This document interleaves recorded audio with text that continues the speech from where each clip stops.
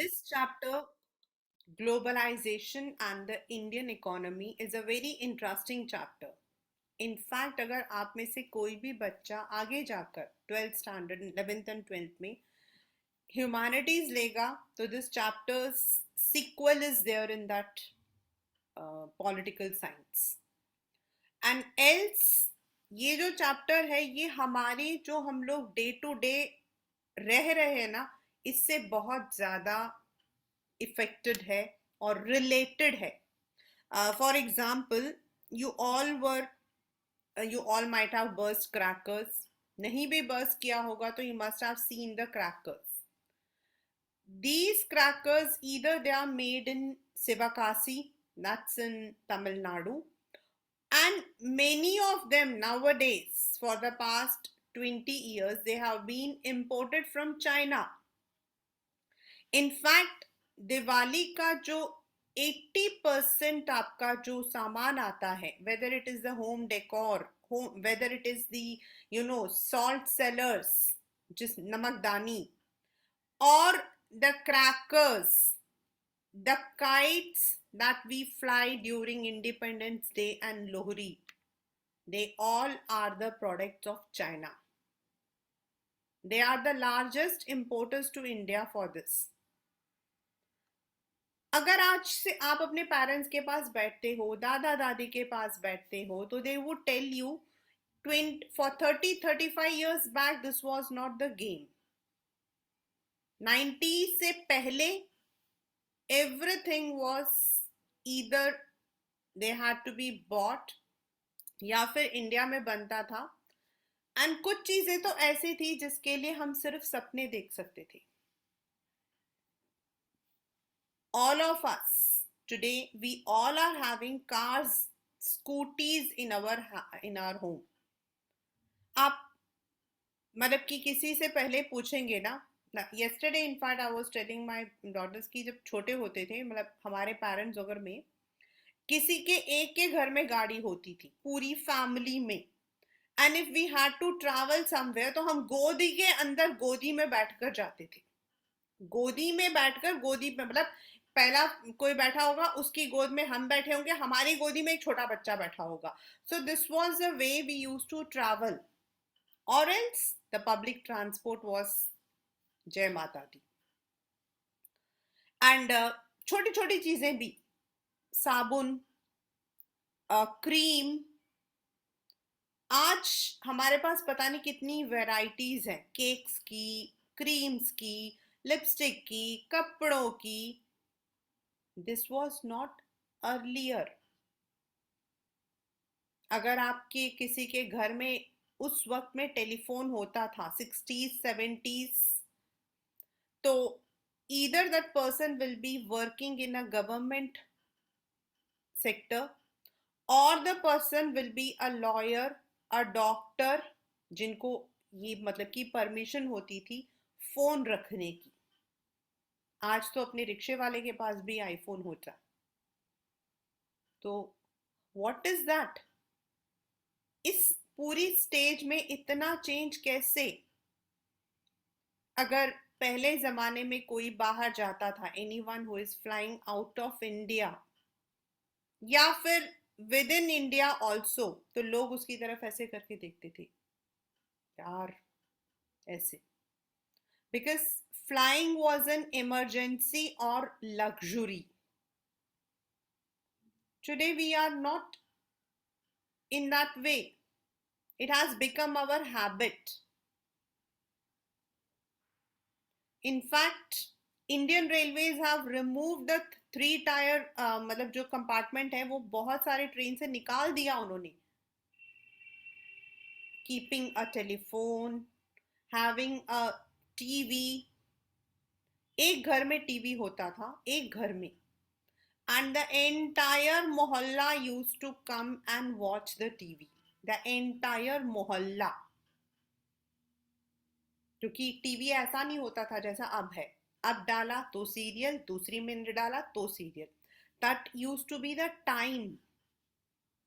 दूरदर्शन होता था जो 6 बजे शुरू होना था तो 5:30 बजे वो ऐसे से गोल गोल गोल गोल गोल गोल घूम घूम के चिल्लाता था.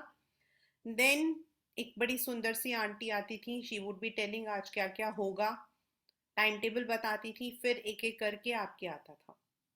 So TV was not a thing which was kept in every once home. ये जो इतनी सारी मैंने चेंजेस आपको बताई है ना, this all is because of this one word what we call as globalization. Global yani the entire world together in one frame. पहले ग्लोबल नहीं थे हम. पहले हर कंट्री का अपना एक, ऐसा नहीं है कि सामान बाहर से अंदर नहीं आता था या अंदर से बाहर नहीं जाता था. No no, not at all. Things use to be, उस वक्त में हम उन चीजों को इम्पोर्टेड बोलते थे.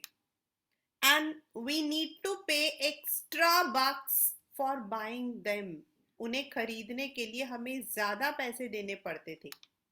लाइक आई रिमेम्बर, मैं छोटी थी तो मुझे ना निव्या क्रीम बहुत पसंद था. उसकी खुशबू एकदम से अलग होती थी. तो आई यूज टू, और पूरे साल में मैं सिर्फ एक वो हमारे घर में आता था उस जमाने में, होता था चारमिस. तो मम्मा चारमिस लाती थी, तो आई यूज टू से मुझे ना निव्या चाहिए. तो सिर्फ स्पेसिफिकली मेरे लिए इतनी छोटी सी डिब्बी, इतनी सी, that mama would bring, that too if I get some good marks or something like that. और वो मैं पूरे साल चलाती थी. नाउ निव्या को कोई पूछता भी नहीं है. सो दिस चेंजेस जो हम लोग देख रहे हैं ना, this is only because of the factor what we saw taught as globalization. इस चैप्टर में हम लोग पढ़ेंगे what is globalization first, then how this globalization नाम का जो ये मतलब की वर्ड है, ये कैसे हुआ, what happened, then what were the factors due to which globalization took place, then how do, globalization का मतलब है the world woven into one thread. तो अब अगर हम एक थ्रेड में हैं तो हम एक दूसरे को कैसे हेल्प कर रहे हैं, हाउ हाउ. देन हर चीज के दो पहलू होते हैं, positive as well as negative. So what are the positive impacts of globalization, negative, ये आपके पेपर का सबसे इंपॉर्टेंट क्वेश्चन है. मतलब there are three questions which are very what you call as this chapter is very important from the point of view of boats, money and credit and globalization, दोनों बहुत important chapters हैं. And इस chapter से 3 आपके long questions आते हैं. मतलब जितनी बार आए हैं, you might have got only the questions pertaining to 5 marks. And then what can be done to ensure a fair globalization. The chapter is very small. We can complete it in 2 goes. One, today I'll be summarizing it, and the second we would be just doing with NCERT.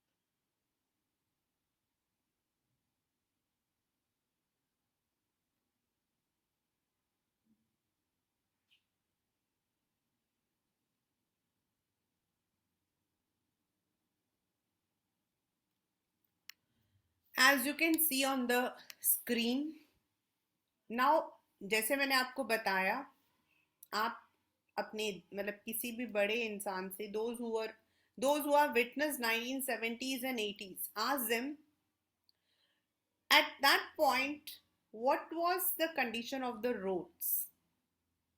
अगर आप roads को देखते तो the only vehicles you could see were Ambassador and Fiat.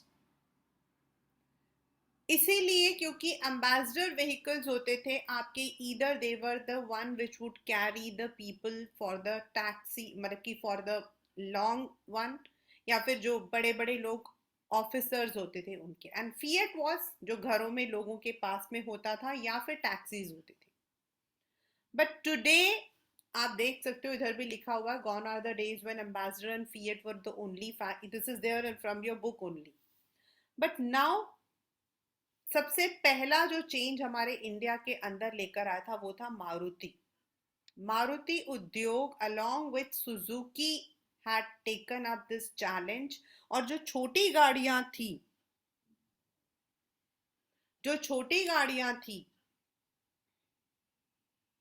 वो जो है that were introduced by Maruti in our country with the name Maruti 800. But how? क्योंकि trade होता था, लेकिन एक कंट्री से दूसरी कंट्री में सिर्फ उन्हीं चीजों की ट्रेडिंग होती थी, एक्सपोर्ट इंपोर्ट होता था जो हमारे लिए बहुत जरूरी होता था. But later on there was a process, remember the word called process, which is called as globalization. और इसमें क्या हुआ कि पूरे वर्ल्ड में जितनी भी बड़ी बड़ी कंपनीज थी, लाइक मैंने आपको मारुति का नाम बताया, तो सुजुकी, फोर्ड, ये जो कंपनीज थी इन्होंने अपना प्रोडक्शन दूसरे छोटे छोटे जो देश होते हैं, स्मॉल कंट्रीज होती हैं, पुअर कंट्रीज होती हैं, अंडर डेवलप्ड कंट्रीज होती हैं, वहां शुरू कर दिया.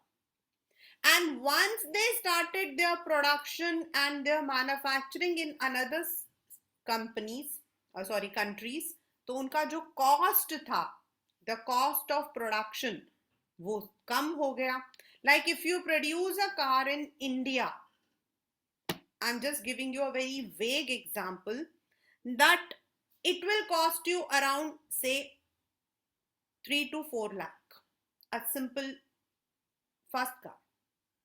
वेरस अगर आप कोई फॉरेन कंपनी जो है उसे उसी कार को अपनी कंट्री में करती है, all the components, all the, मतलब कि उसमें जितनी भी चीजें हैं सब कुछ उनकी अपनी ही कंट्री में बनती है, यूएस में, यूके में, तो then that cost, that particular मतलब कि जो कार है, that would be costing around 7 to 8 lakhs. This is because of the rates. तो जो ये बड़ी बड़ी कंपनीज थी, like today we can call this Suzuki, then आपका मैकडोनाल्ड्स, इन्होंने अपना प्रोडक्शन उन कंट्रीज में स्टार्ट कर दिया जहां उनको labour, raw materials, then electricity, ये सब उनको सस्ते दामों में मिलने लगा. They started investing in the foreign countries. कौन? The people, the companies, those who are large, जिनको हम बोलते हैं मल्टीनेशनल कंपनी. अभी आपके पेपर में आए ये वाला जो क्वेश्चन है जो मैंने लिखा है, how do the MNC set up their business, this is again a 5 marker question. मतलब ये अलग अलग तरीके से आ जाता है. The MNCs take many routes to set up their business, explain, या फिर डायरेक्ट क्वेश्चन हो सकता है, how do the MNCs set up their business across the globe. तो जहां इनको सस्ता लेबर मिल गया, या तो ये लोग क्या करेंगे, वहां से लेबर को ले लेंगे, वहां से रॉ मटेरियल्स मंगवा लेंगे, like I said China, or they would be investing on buildings, land, machine, जिसको हम investment कहते हैं. And when it is done by a foreign company, it is called as foreign investment. Paper में question 1 mark का आया था, differentiate between investment and foreign investment. Investment कोई भी करेगा, आप भी अगर गाड़ी खरीदते हैं वो इन्वेस्टमेंट है, बट एक फॉरेन कंपनी अगर उसे खरीदती है, एक फॉरेनर खरीदता है, तो वो फॉरेन इन्वेस्टमेंट है. So these companies started setting up their business in those areas, in those countries like India, China, Vietnam, southeastern countries, जहां इनको रॉ मटेरियल्स, जहां इनको लेबर सस्ता मिलता था. And in this manner what happened?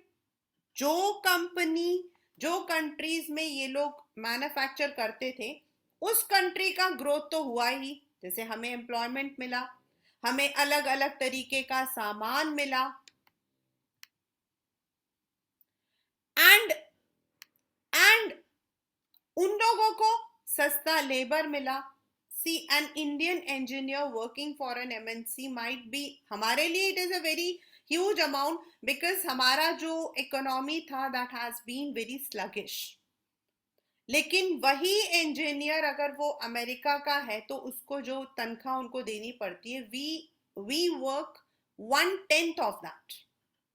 तो उनको जो लेबर, उनको कॉस्ट, उनको रॉ मटेरियल सब यहाँ सस्ता मिल जाता है. Not only in India, countries like India.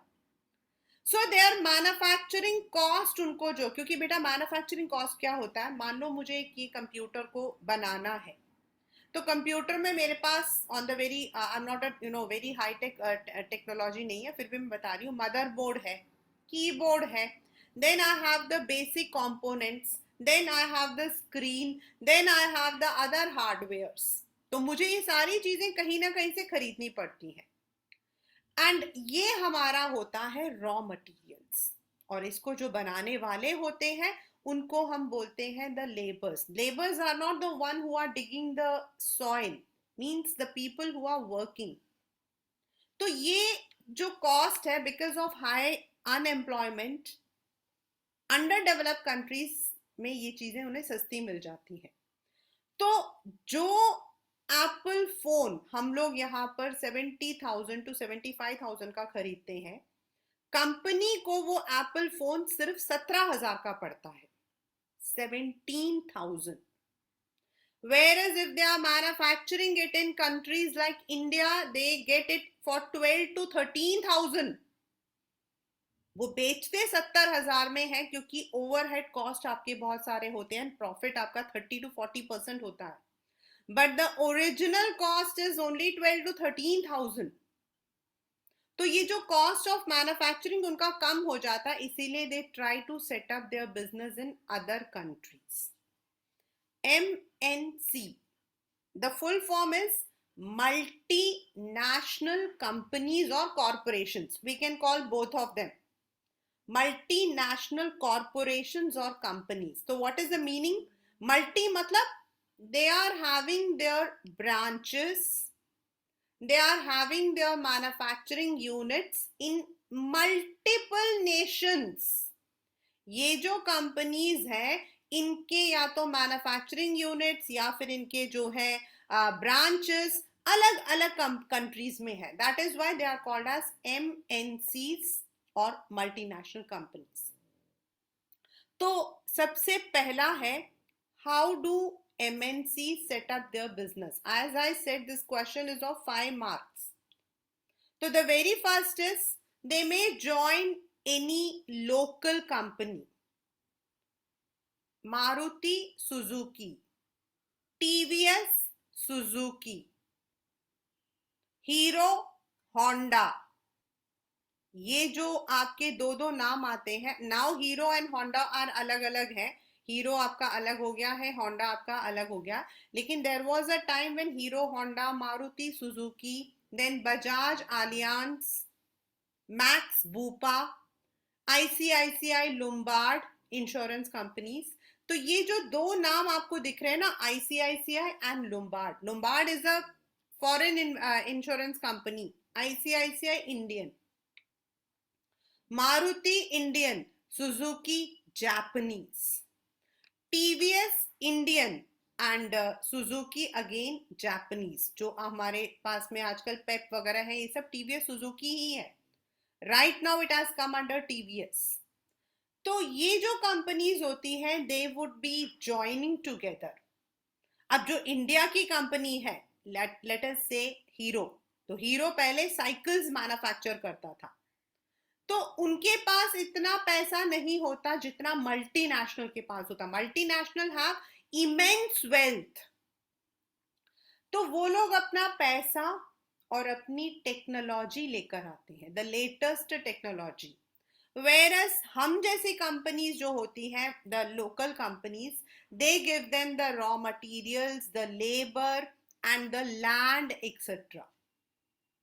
तो इस तरीके से they get hold on the markets. अब वो वही सामान सुजुकी जो पहले सिर्फ जापान में भेजता था, now it could sell in India, and also not only in India, they could export it to other countries also.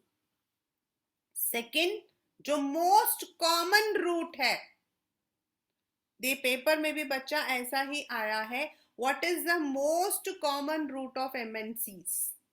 तो सबसे मतलब वो लोकल कंपनीज जो आपके नुकसान में जा रही हो. There are many times when you are studying the commerce, आप पढ़ते हो, तो you will come to know कि ये कंपनी जो है वो लॉस में चल रही है. तो कई बार क्या करते हैं, ये जो मल्टीनेशनल कंपनीज होती हैं, ये इन लोकल कंपनीज को खरीद लेती हैं एंड दे स्टार्ट मैन्युफैक्चरिंग. वही कंपनी ऑलरेडी एस्टैब्लिश्ड होता है, उसी यूनिट को वो चलाना शुरू कर देते हैं. उनको लोकल सारा सारा सामान मिल जाता है and they manufacture. Like Kargil, अगर आपके घर में फॉर्च्यून एंड देन आपके घर में सनफ्लावर वगैरह तेल वगैरह आता हो ना, तो ये वहां पर आप देखोगे, you can see on that. They had bought, हमारे यहाँ पर था परक फूड. परक फूड जो था वो तेल मैन्युफैक्चर करता था, but it was bought by Cargill Foods, and right now Cargill Foods is manufacturing the oil, edible oil, खाने वाला, in India. Third is they may order their production with small producers. India is the largest one for this.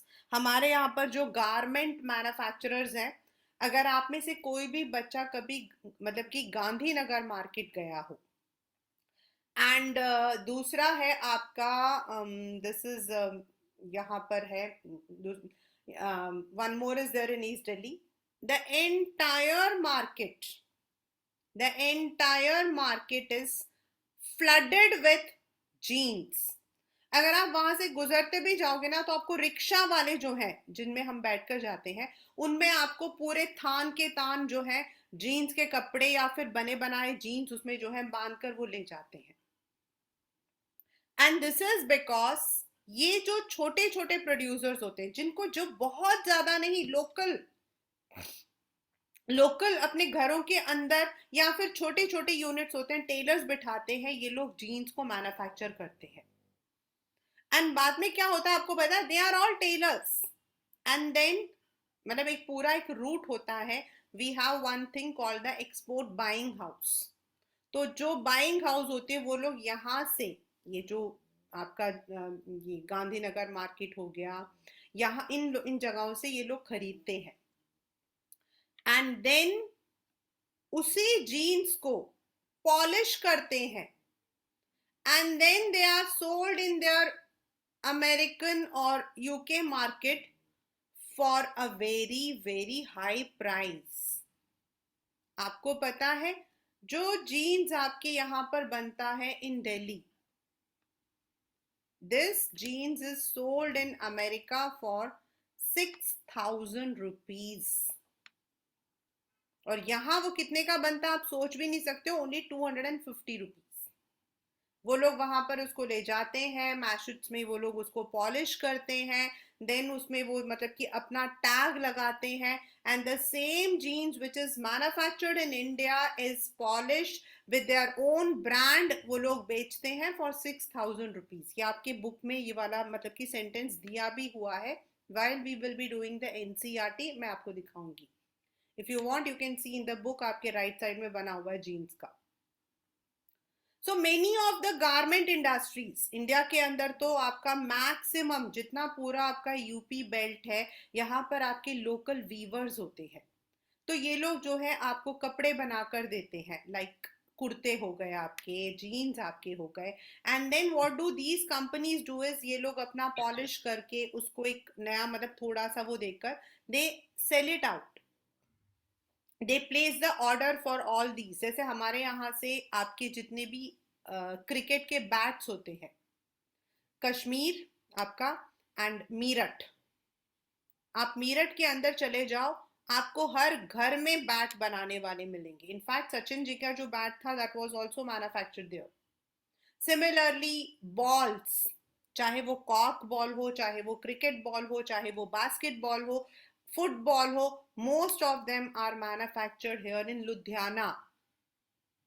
And यहां से they buy it through the buying houses and then they sell out across the world.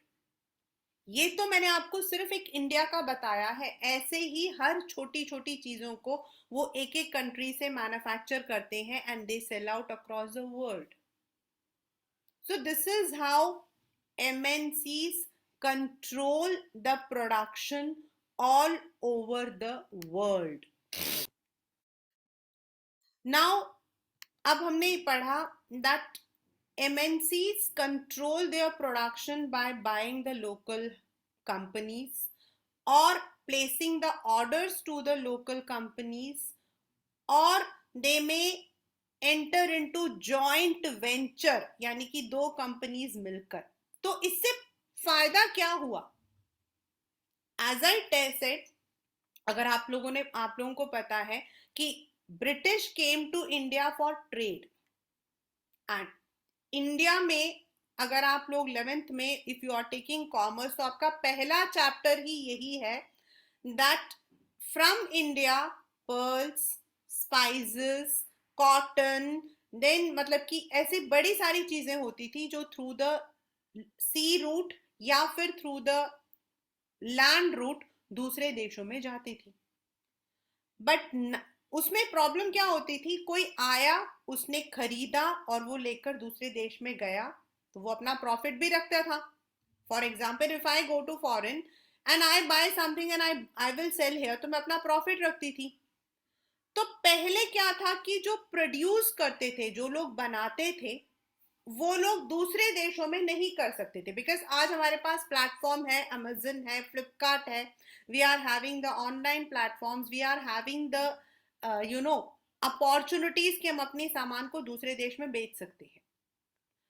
पहले वो लोग सिर्फ अपने ही market में भेजते थे. इनफैक्ट अपने मार्केट भी नहीं, उन्हीं जगहों पे जहां तक वो लोग बेच सकते थे, क्योंकि दूसरी जगहों पे बेचने के लिए उन्हें ट्रांसपोर्ट पर पैसा खर्च करना पड़ेगा, which was not with in their reach.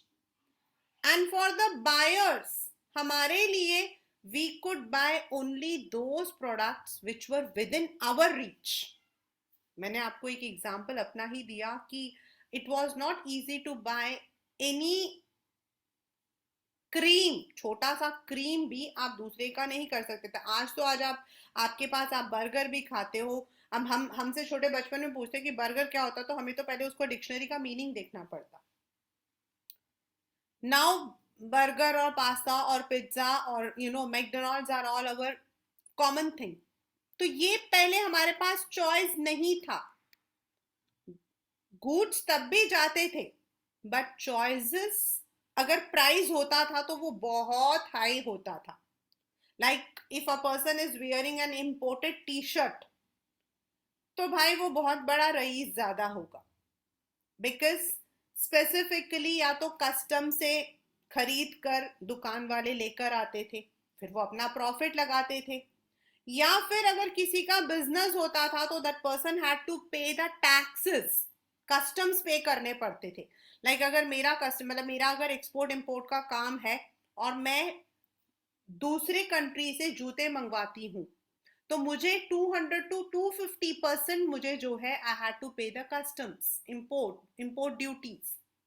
तो यानी जो सामान मैं वहां से 10 रुपए का मंगवाती थी वो मुझे खुद को जो है मतलब 250%, तो आप सोच सकते हो कि मुझे खुद को इतना 30 रुपए पड़ेगा, तो मैं फिर उसके बाद I have to sell it out in the market, तो कौन खरीदेगा मेरा सामान?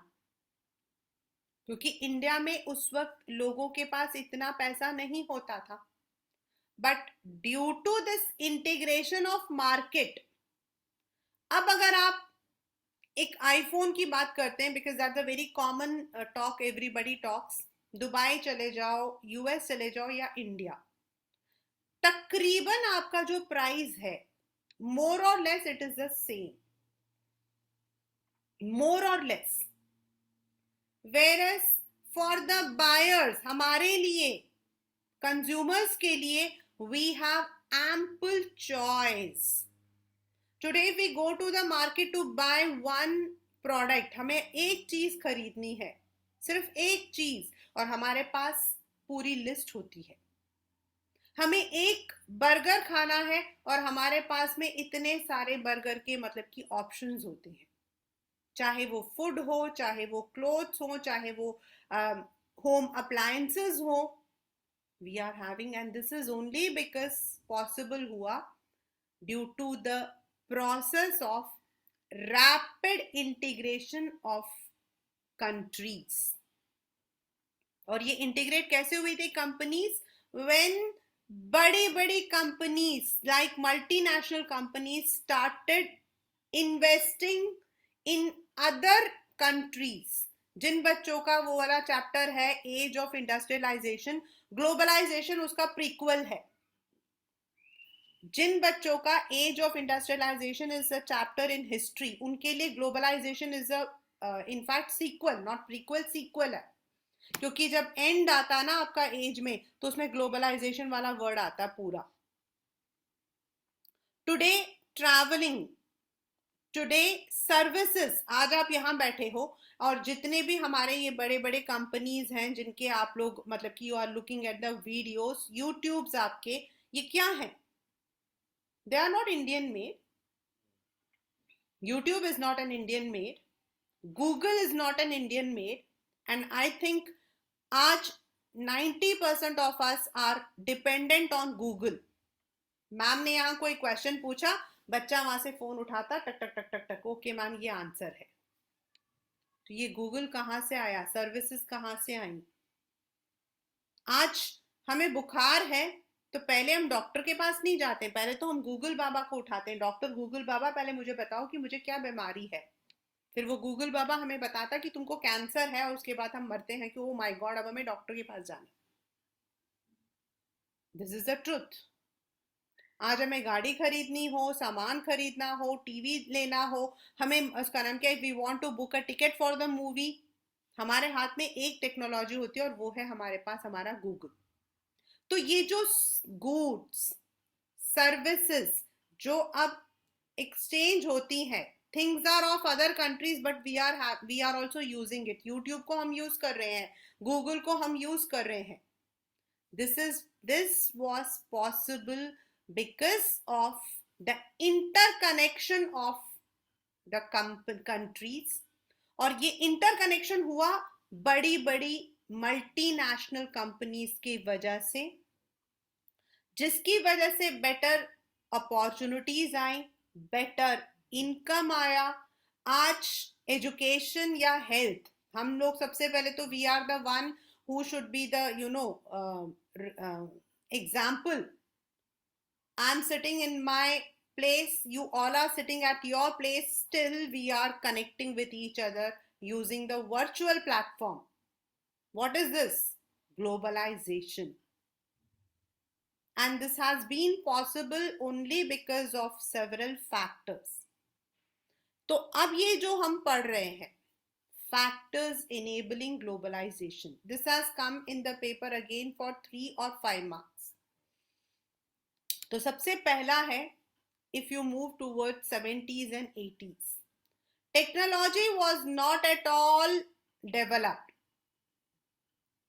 जो आपकी पहली टेक्नोलॉजी आई थी that was refrigeration, then आपका टेलीफोन, then आपके टीवी, आज we are having the satellite TV, we are having the TV which can broadcast anything at any time. लेकिन धीरे धीरे धीरे ये टेक्नोलॉजी में जो इम्प्रूवमेंट था, दैट सबसे पहले हम लोगों के लिए आसान हुआ. For example, if you go to the ports, अगर आप लोग पोर्ट्स में जाते हो, आपके एनसीईआरटी में बुक में फोटो भी बनी है. पहले क्या होता था, सामान को यहां से दूसरे देश में भेजना हो तो सबसे पहले आपको ये देखना पड़ेगा कि वो सामान खराब होने वाला नहीं होना चाहिए. The reason is most of the shipping took place with the water transport. और वाटर ट्रांसपोर्ट में आपका इस देश से दूसरे देश तक जाने में 32, डिपेंड्स कितने डिस्टेंस में जा रहा है, 30 दिन से लेकर 3-4 महीने भी लग जाते थे. जिन बच्चों का इंडस्ट्रियलाइजेशन है वो लोगों ने पढ़ा होगा, या making of a global world में हम लोगों ने पढ़ा था. पहले if we had to even import meat, तो मीट को इंपोर्ट नहीं किया जाता था, एनिमल्स को इंपोर्ट या एक्सपोर्ट किया जाता था. बट रेफ्रिजरेशन की वजह से meat could be processed and frozen हम लोग रख सकते थे. सिमिलरली अब हमारे पास जो कंटेनर्स है, the containers which we are having, जिसके अंदर हमारा सामान जाता है, they are all equipped with the latest technologies.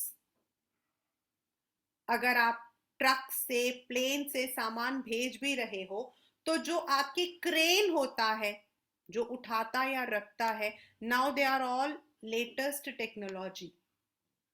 उसकी वजह से क्या होता है, आपका कॉस्ट, आपका टाइम, ये सब बच जाता है.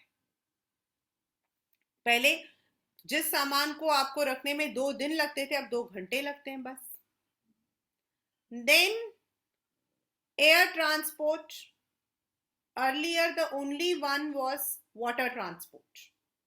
आपको अगर यहां से सामान भेजना हो, मतलब कि इवन इनफैक्ट आप, अगर हम डे टू डे बात करें, आपके मतलब कि if your cousin is living in US, उसने आपको एक लेटर भेजा, तो आपको पता वो लेटर को आप तक पहुंचने में 15 दिन लगेंगे, और आप यहां से जब जवाब दोगे तो 15 दिन लगेंगे. The reason was limited air services होते थे.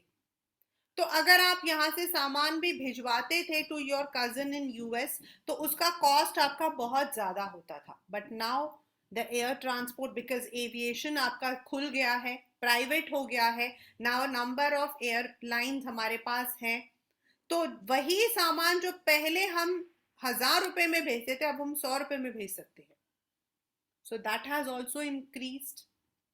Third is the main information and technology, यानी कि आईटी. टुडे इट्स पॉसिबल, मतलब पहले ये होता था वहां रात है यहां दिन है, यहां रात है वहां दिन है, तो इंफॉर्मेशन को एक्सचेंज करने में बहुत टाइम लगता था. अगर आपका कोई, मतलब कि अगर आपको कोई कॉल भी करना हो तो आपको रात तक रुकना पड़ता था. टेलीफोन करने के लिए you needed to go only to the post office. Post office में आप जब बात करोगे तो आपको ऐसा लगेगा कि आप नीचे कुएं के अंदर से बात कर रहे हो, वो ऊपर जो है मतलब कि 12वीं मंजिल से आपको जवाब दे रहा है. देन आपके एसटीडीज आपके पेपर में है, बुक में है सारा, और this particular word is there in your geography also. Subscriber trunk dial, international subscriber dial, emails, facsimiles. Facsimiles होते हैं जिसके थ्रू हम अपने डॉक्यूमेंट्स को भेज सकते हैं. वॉइस मेल, व्हाट्सएप, टेलीग्राफ्स, अब तो पता नहीं क्या क्या है, Snapchat and all. Immediately, instantly, you are able to pass your messages, you are able to communicate. तो ट्रांसपोर्टेशन, कम्युनिकेशन, टेक्नोलॉजी, इन सब की वजह से पहले जो प्रॉब्लम्स थी वो अब कम हो गई. आपके बुक में एक एग्जाम्पल दिया हुआ है कि आप इंडिया में बैठे हुए हो, right, and an international company wants to print a magazine. अगर वो अपनी कंट्री के पेपर को लेकर अपनी कंट्री में करते, क्योंकि वहां कॉस्ट ऑफ लिविंग ज्यादा है, तो इट इज वेरी कॉस्टली. तो what do they do, using the computer वो दिल्ली में किसी को बोलते हैं दिल्ली में उनका ब्रांच है, यहां से सारा मैटर जो है on the computer everything is feeded, and then ये आपका ईमेल के थ्रू वहां तक चला जाता है और वो वहां प्रिंटिंग ले लेते हैं, तो कॉस्ट आपका कम हो जाता है। The last but not the least जो फैक्टर ने सबसे ज्यादा इंप्रूव किया है वो है liberalisation.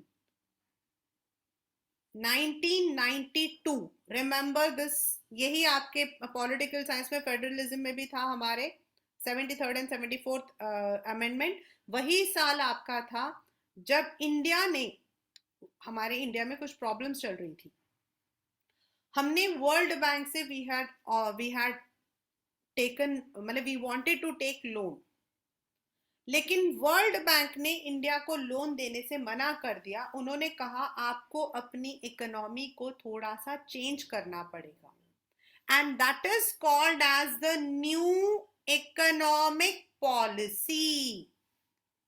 That is called as the new economic policy. और उसमें क्या किया, the government introduced LPG. LPG is not the gas cylinder. यहां पर in economics LPG is liberalization, privatization and globalization. पहले 1970 तक इंडिया में, जो अभी आपने एक क्वेश्चन था कि पहले हम सेल्फ रिलायंट नहीं थे, when India got independence in 1947, उस वक्त में हमारे पास जो नंबर ऑफ रिच पीपल थे वो मुट्ठी भर थे, और इतने कम लोग इतनी बड़ी कंट्री का इकोनॉमी नहीं संभाल सकते थे।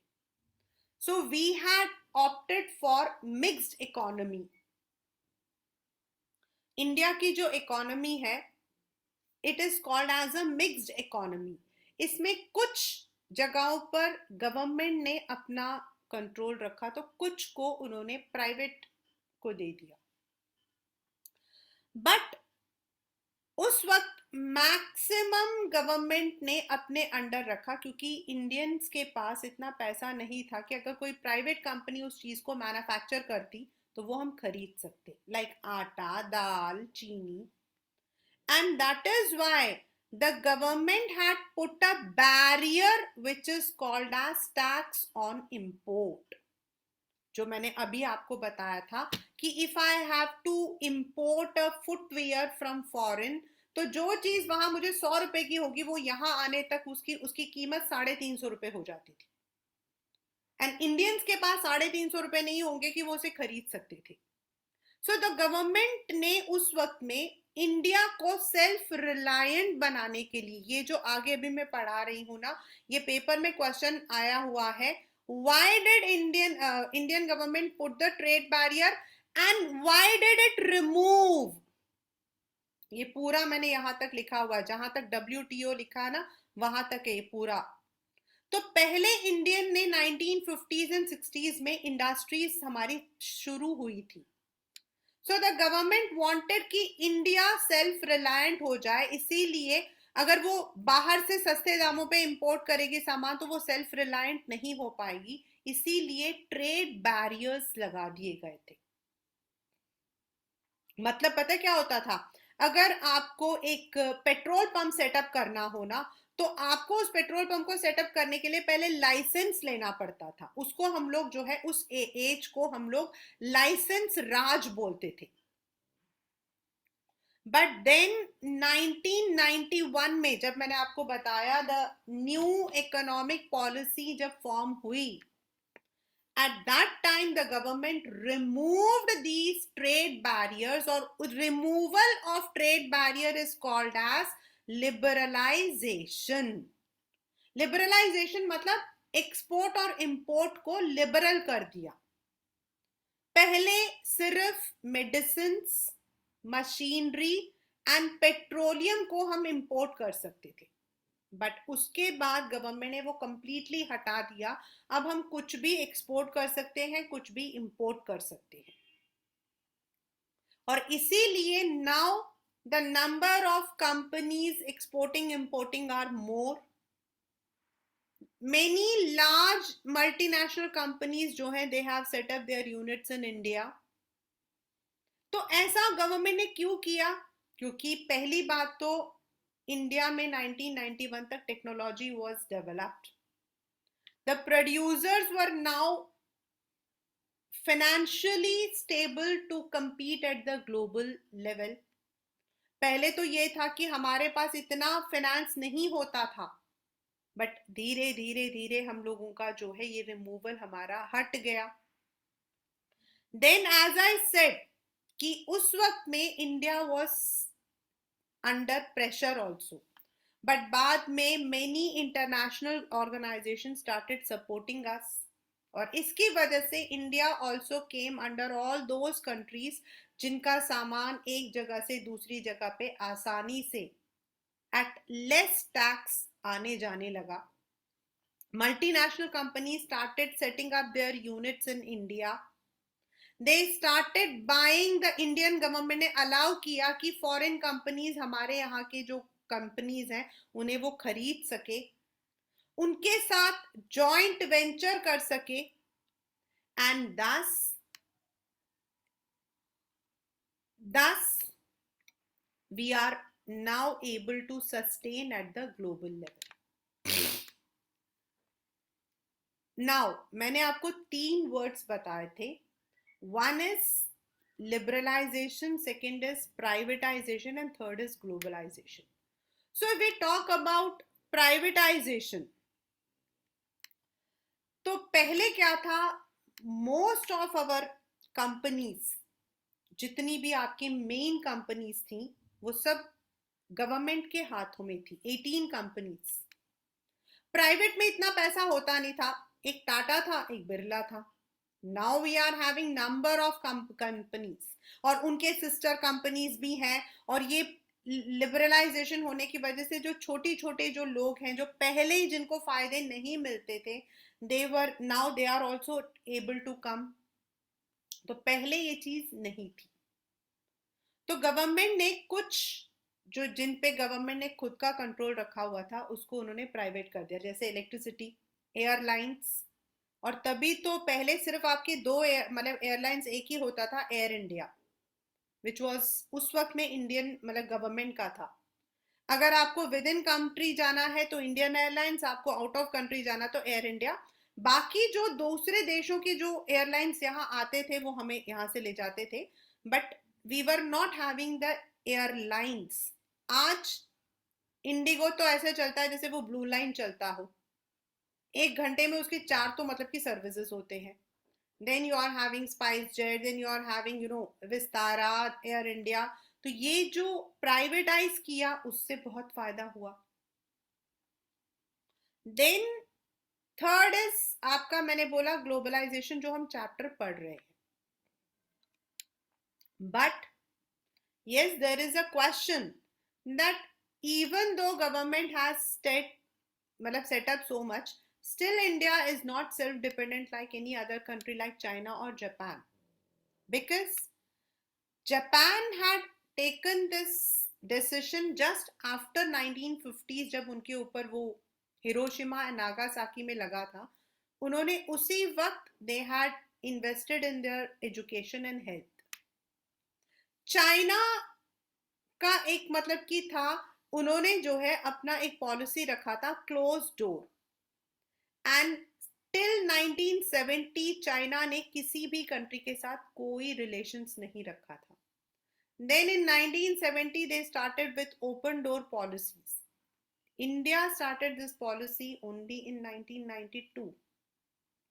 एंड अभी रिसेंटली जो हमारा न्यू मतलब कि अभी पॉलिसी आया जस्ट दिस ईयर 2022 में, the government has opened many schemes for the small, micro and small industries, जो पहले नहीं था.